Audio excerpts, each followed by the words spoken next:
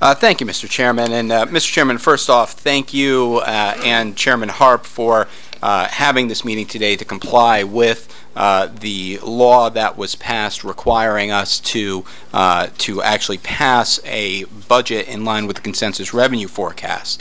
However, the budget before us today once again does fail the families of the state of Connecticut by failing to make the difficult choices to cut spending.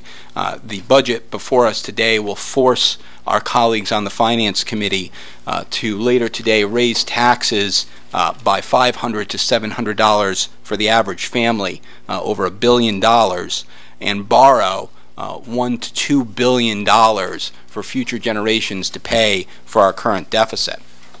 And as I look at the spending package before us, Mr. Chairman, I think it would be remiss before we talk about the changes today not to talk about SB 1801, which this is based off of, which was the budget package passed in the Senate and the House, but did not come before the Appropriations Committee and did not have a public hearing. That budget, the base budget that you're looking at today, cut virtually no spending.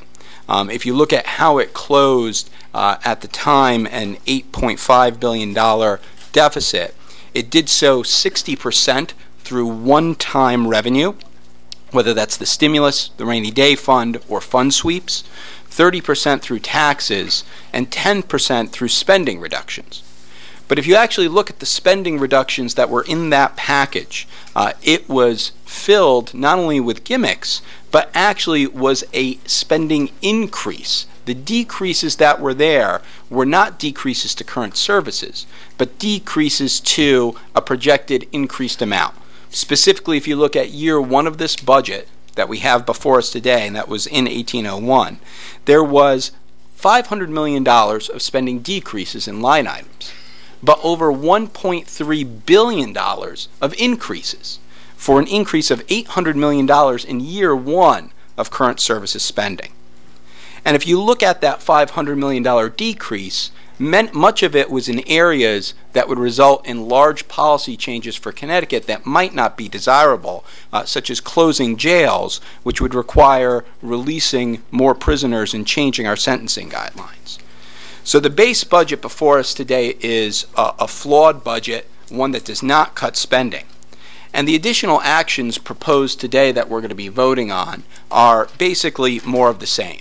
If you look at, Chairman Gergosian mentioned the one-pager that was passed out, claims in the general fund to cut an additional $261 million beyond SB 1801. If you actually look at the line items, though, there is less than $40 million of real cuts here, and over $220 million in gimmicks, sweeps, and one-time. And we'll talk in some detail about this. But if you look at some of the gimmicks, like not paying into the judge's retirement fund, $31 million, increasing management lapses, which just means, okay, well, good luck, go find some management savings somewhere above and beyond the $56 million in 1801 for agency outcomes. That's an additional $23 million. Substituting in stimulus money for special education to the tune of $26 million, leaving again a one-time hole that we're going to have to fill. And of course the sweeps, which, we all have sweeps in all of our budget proposals, but we definitely cannot portray those as spending cuts. They are one-time revenue that will not be able to be repeated.